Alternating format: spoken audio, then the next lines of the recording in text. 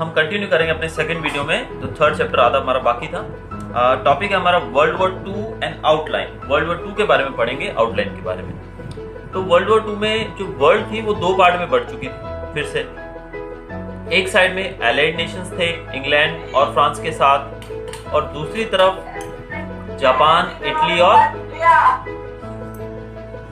तीसरा कंट्री कौन सा था? इटली, जापान और जर्मनी। तो ये तीन कंट्रीज एक साइड में थे जिसको एक्सिस नेशन कहते हैं, और दूसरे थे हमारे एलाइड नेशंस वाले। एलाइड नेशंस में वो थे फ्रांस, ब्रिटेन और बहुत सारे यूरोपियन दूसरे नेशंस। अब हुआ यूं कि ये जो वर्ल्ड वॉर थी इसके अंदर जापान के ऊपर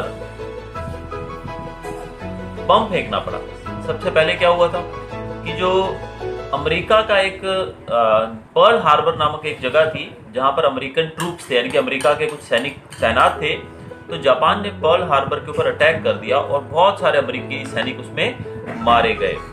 और इसके बाद अमेरिका इस युद्ध में जुड़ गया और अमेरिका ने जापान के ऊपर एटम बम का प्रयोग किया, जिसको हम न्यूक्लियर बम कहते हैं। और एटम बम गिराने के बाद जो जापान था वो हार गया। लेकिन पहले जो स्थिति थी वो ऐसी थी कि जर्मनी और ये जो एक्सिस नेशंस थे इनकी पोजीशन काफी स्ट्रांग थी, ये काफी तेजी से आगे बढ़ रहे थे दूसरे देशों को हराते हुए।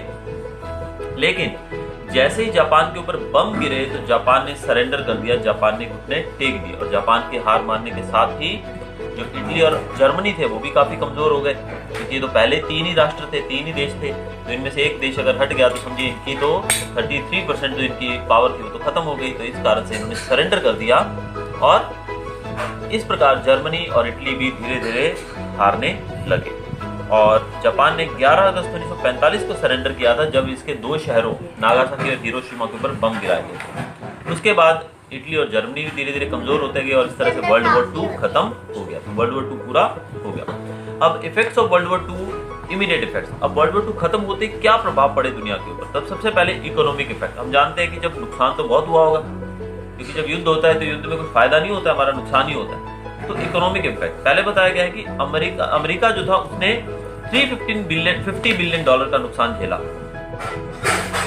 और दूसरे नेशंस थे and other Nations spend more than 1000 billion dollar. America ने $350 और दूसरे देशों ने 1000 बिलियन डॉलर से ज्यादा का नुकसान झेला। प्रॉपर्टी, लगभग इतनी ही प्रॉपर्टी का नुकसान हुआ।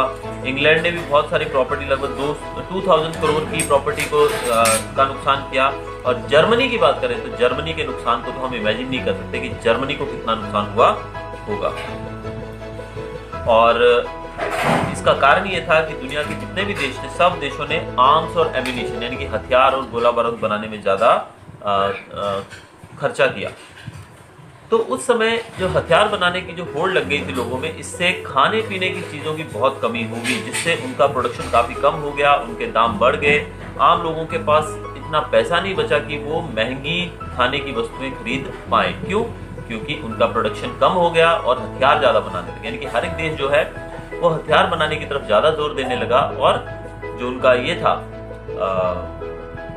खाने पीने की चीज़ों का प्रोडक्शन या डेली यूज की चीज़ों का प्रोडक्शन वो बिल्कुल ही उन्होंने बंद कर दिया, जिससे वो चीज़ें महंगी हो गई और जो वर्ल्ड थी वो इकोनॉमिक डिप्रेशन में चली गई। और इस प्रकार से दुनिया में मंदी का दौर शुरू हो गया, बहुत ज़्यादा मंदी हो गई। लोगों के पास पैसा नहीं था खाना खरीदने के लिए और लोग भूखों मरने लगे। दूसरा इफेक्ट है इसका कम्युनिज्म इन चाइना। बहुत सारे देश थे जिनमें रशिया की बात करें तो रशिया ने बहुत जल्द प्रोग्रेस की थी। रशिया जो था वहाँ पर कम्युनलिज्म आया, जिसके बाद उनकी जो रशिया की जो डेवलपमेंट थी बहुत तेज हो गई। तो इससे प्रभावित होकर दूसरे देशों में भी जो रशिया में रशियन रेवोल्यूशन हुआ उसको देखकर दूसरे देशों ने भी रेवोल्यूशन शुरू किया, और चाइना ने भी जापान के खिलाफ लड़ाई लड़ी और अपने आप को आज़ाद घोषित कर लिया। पहले चाइना के ऊपर जापान का राज था, लेकिन जापान ने चाइना को छोड़ दिया क्योंकि जापान काफ़ी कमज़ोर हो चुका था सेकेंड वर्ल्ड वॉर के बाद। इसके बाद माओ से तुंग जो थे उन्होंने इस चीज़ का फायदा उठाते हुए चाइना के अंदर कम्युनिस्ट रूल स्थापित कर दिया 1949 के बाद। और इस तरह चाइनीज रेवोल्यूशन का अंत हुआ और एक नया सवेरा चाइना के अंदर हुआ, यानी कि चाइना के अंदर माओ से तुंग जो थे उनका रूल स्थापित हो गया।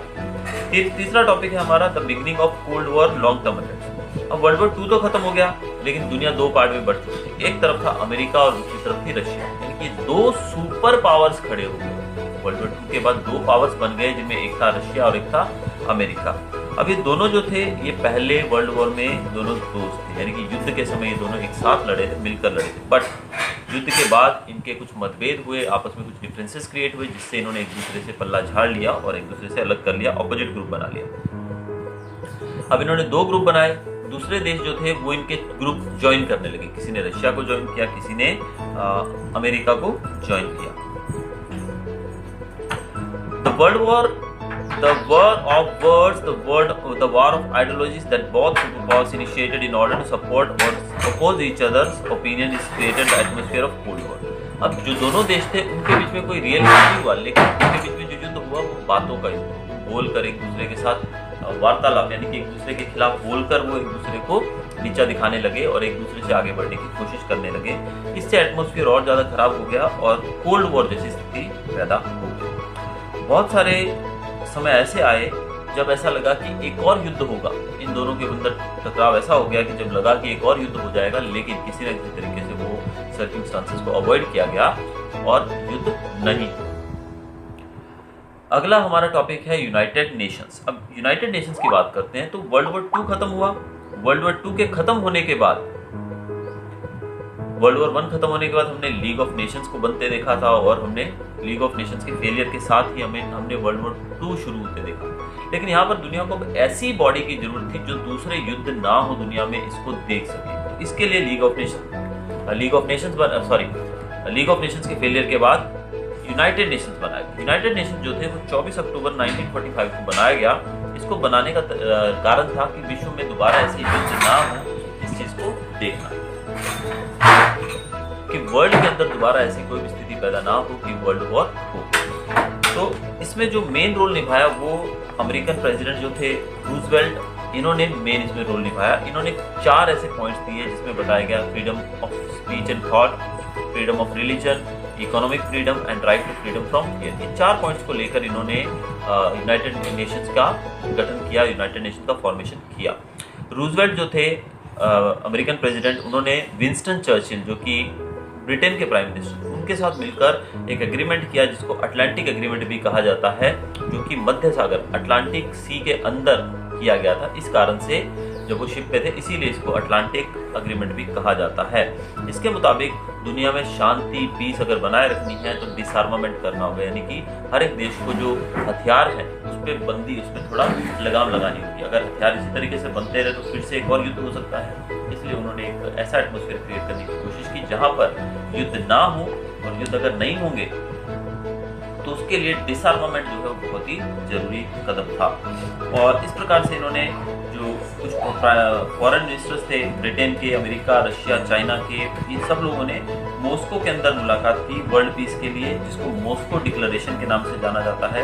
और 1943 नवंबर में 3 सुपर पावर्स जो थी, इन तीनों ने तेहरान के अंदर कॉन्फ्रेंस की और लगभग 50 देश जो थे इन्होंने इस एग्रीमेंट पे साइन किया, और 51 मेंबर्स जो थे इन्होंने लगभग 50-51 मेंबर्स ने इसको ज्वाइन किया यूनाइटेड नेशंस को। और आज की बात करें तो आज लगभग यूनाइटेड नेशंस के अंदर 193 मेंबर्स हैं।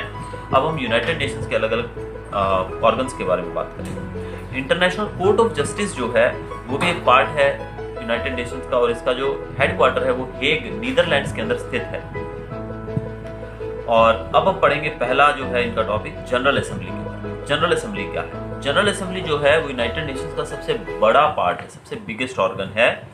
इसके अंदर हर एक देश के रिप्रेजेंटेटिव्स इंक्लूडेड हैं, यानी कि जितने भी देश 193 देश हैं उनके सारे मेंबर्स जो हैं वो इसके अंदर आते हैं। हर एक देश यहाँ पर 5 मेंबर्स अपने भेज सकता है, लेकिन वो 5 मेंबर जब वोट डालेंगे किसी भी चीज के ऊपर तो उनका वोट एक ही काउंट होगा, यानी कि उनको सहमति से वोट डालना होगा, फेवर में या उसके अगेंस्ट में। तो उन 5 के वोट 5 नहीं माने जाएंगे, एक ही वोट माना जाएगा। और कोई भी मैटर जो है इंटरनेशनल लेवल पे, कोई ऐसा मैटर है जो विश्व लेवल पर चल रहा है जिससे दुनिया की जो शांति है उसको नुकसान हो सकता है, तो सारे जो मैटर्स है वो यहीं पर डिस्कस किए जाते हैं जनरल असेंबली के अंदर। फिर यहाँ पर बजट भी प्रेजेंट किया जाता है सेक्रेटरी जनरल के द्वारा, और वो भी जनरल असेंबली के अंदर ही किया जाता है हर साल। और दुनिया की कोई भी समस्या है related to human rights, disarmament या फिर कोई भी इंटरनेशनल मैटर है, वो सब चीज़ों के सॉल्यूशंस यहीं बैठकर निकाले जाते हैं। अगला है डिसीजंस कैसे लिए जाते हैं। 2/3 मेजोरिटी के साथ, यानी कि अगर 2/3 लोग उसकी फेवर में है तो उसको पास माना जाता है, उसको मतलब उस डिसीजन को पास कर दिया जाता है। हमारा दूसरा टॉपिक है सिक्योरिटी काउंसिल। सिक्योरिटी काउंसिल जो है वो बहुत ज़्यादा important, is one of the most important organ of United Nations. अब सिक्योरिटी काउंसिल के अंदर 5 परमानेंट मेंबर हैं, जिसके नाम मैं बताता हूँ आपको। अमेरिका, फ्रांस, रशिया, ब्रिटेन और चाइना। 5 देश जो है they are the permanent members of security council. अब परमानेंट मेंबर अगर 5 हैं तो फिर इसके जो टेम्पररी मेंबर्स हैं वो हर साल 10 रहते हैं, जिनको हर 2 साल के बाद बदल दिया जाता है। यानी कि 2 साल के लिए अगर कोई 10 देश हैं वो इसके टेम्पररी मेंबर बने तो उसके 2 साल के बाद उनको हटाकर दूसरे 10 लिए जाएंगे, उसके 2 साल के बाद दूसरे 10 लिए जाएंगे, लेकिन परमानेंट मेंबर्स कभी भी नहीं हटाए जाते हैं। इनका काम क्या है? इंटरनेशनल पीस और सिक्योरिटी को बनाए रखना ही काम है सिक्योरिटी काउंसिल का।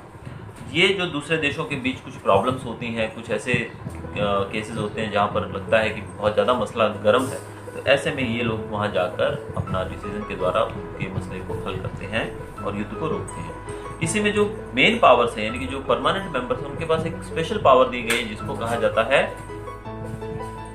Veto power.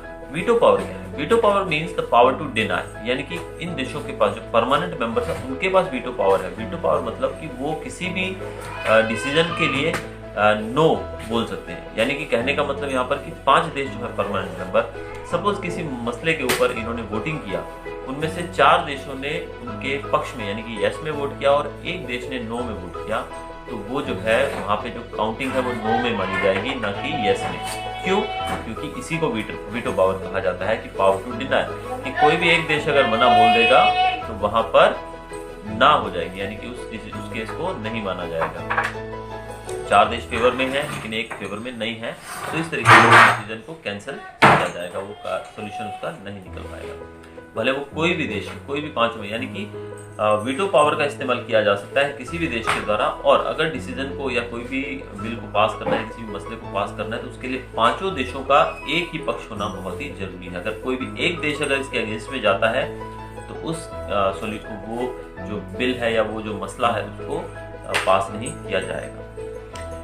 आगे है हमारा topic economic and social council, जिसको हम इकोसॉक भी कहते हैं शॉर्टली। और यहाँ पर जो है the general assembly appoints some of its member retiring members for 3 years। यहाँ पर 3 साल के लिए रिटायरिंग मेंबर्स को अपॉइंट किया जाता है।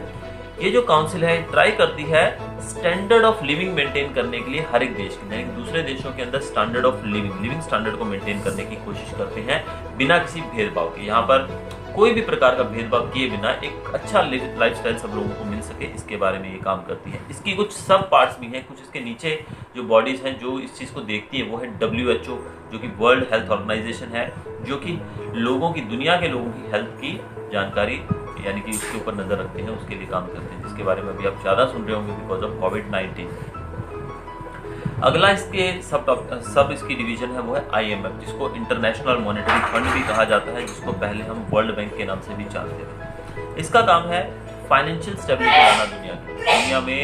कहीं भी अगर किसी देश को हेल्प चाहिए, फाइनेंशियल कोई देश क्राइसिस में है, पीछे जा रहा है, तो उन देशों को यहाँ से लोन मिल जाता है।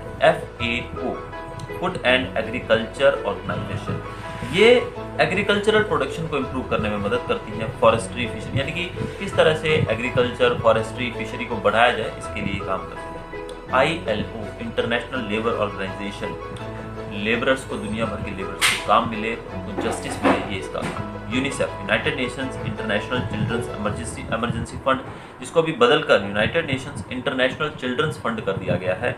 इसका काम है बच्चों के इम्प्रूवमेंट के लिए काम करना, कि जो बच्चे हैं दुनिया भर के, they are the world citizens, उनको एक अच्छा भविष्य मिल सके, इसके लिए ये काम करते हैं। अच्छी एजुकेशन मिल सके, अच्छा फूड मिल सके, इसके लिए काम करते हैं। UNESCO, United Nations educational, scientific and cultural organisation, ये अलग अलग देशों के बीच में कोऑपरेशन के लिए काम करती है, यानी कि इलिटरेसी हो उसको हटाने के लिए, कि हर देश के अंदर एक एजुकेशन का लेवल बढ़ाने के लिए काम करती हैं, लोगों के लिविंग स्टैंडर्ड को बढ़ाने के काम करती हैं थ्रू एजुकेशन, कि सब लोग पढ़े लिखे होंगे तो उनका जीवन स्तर जो है थोड़ा सुधर जाएगा। और इसके अलावा सबको जस्टिस देना, एजुकेशन देना, साइंस और कल्चरल रिसोर्सेज को और बढ़ावा देना, ये सब काम हैं हमारे यूनेस्को के। अब अगला हमारा टॉपिक है ट्रस्टीशिप काउंसिल। अगला टॉपिक है ट्रस्टीशिप काउंसिल। लगभग 5 परमानेंट मेंबर्स जो हैं हमारी यूनाइटेड नेशंस के, the representative selected by the general assembly are included है। जो हमारी जनरल असेंबली 5 लोगों को सिलेक्ट करेगी वो यहाँ पर ट्रस्टीशिप काउंसिल के अंदर डाले जाएंगे। और ये क्या करते हैं? It overseas the pertaining Nations that have not acquainted independence. अब ऐसे देश जिनको आज़ादी आज भी नहीं मिली है, या जो आज भी किसी दूसरे राजा के या ऐसे रूल के अंडर में है जहाँ पर उनको इंडिपेंडेंस चाहिए, तो उन लोगों को इंडिपेंडेंस दिलाने का काम करती है हमारी ट्रस्टीशिप काउंसिल। और सेकेंड वर्ल्ड वॉर के बाद लगभग ज़्यादातर देश तो आज़ाद हो चुके हैं, और जहाँ पर भी जरूरत पड़ती है जिन देशों को आज़ाद करवाने में, ये ट्रस्टीशिप काउंसिल वहाँ पर कोई योगदान देती है, सहयोग करती है। आगे हमारा सेक्रेटरीट। सेक्रेटरीट जो है, this is the office of secretary general, यानी कि जो यूनाइटेड नेशन के सेक्रेटरी जनरल हैं वो सेक्रेटरीट में बैठते हैं। सेक्रेटरीट जो है वो लगभग यहाँ पर सेक्रेटरी जनरल 5 साल के लिए सिलेक्ट किया जाता है। तो सेक्रेटरीट जो है वहाँ पर 5 साल के लिए जो व्यक्ति बैठता है उसको सेक्रेटरी जनरल कहा जाता है। Secretaries, administrators, assistant translators and experts जो भी हैं, क्योंकि हम जानते हैं कि वर्ल्ड लेवल पर काम करने वाली यूनाइटेड नेशन। तो अब वर्ल्ड लेवल पर काम करने का मतलब क्या है कि कोई भी व्यक्ति वहाँ पर, अब ऐसा नहीं है कि भारत से हर एक व्यक्ति वहाँ जाएगा तो इंग्लिश में बोल पाएगा, चाइना से हर एक व्यक्ति वहाँ जाएगा तो इंग्लिश बोल पाएगा, नहीं। उनकी लोकल भाषाएं रहती हैं, वो लोकल भाषाओं में बात करते हैं, तो उनके ट्रांसलेटर्स होते हैं, एडमिनिस्ट्रेटिव ऑफिसर होते हैं, तो वो सब लोग यहाँ पर बैठते हैं सेक्रेटरीट में। तो यही है हमारे सेक्रेटरीट की। ये जो है हमारा सेक्रेटरीट वो न्यूयॉर्क में स्थित है, न्यूयॉर्क सिटी के अंदर। और वर्ल्ड पीस और दुनिया में शांति बनी रहे, युद्ध ना हो, एक कॉपरेशन से सब कुछ हो, ऐसी कोशिश की जा रही है यूनाइटेड नेशंस के द्वारा, ताकि दुनिया में भाईचारा हमेशा के लिए कायम रहे।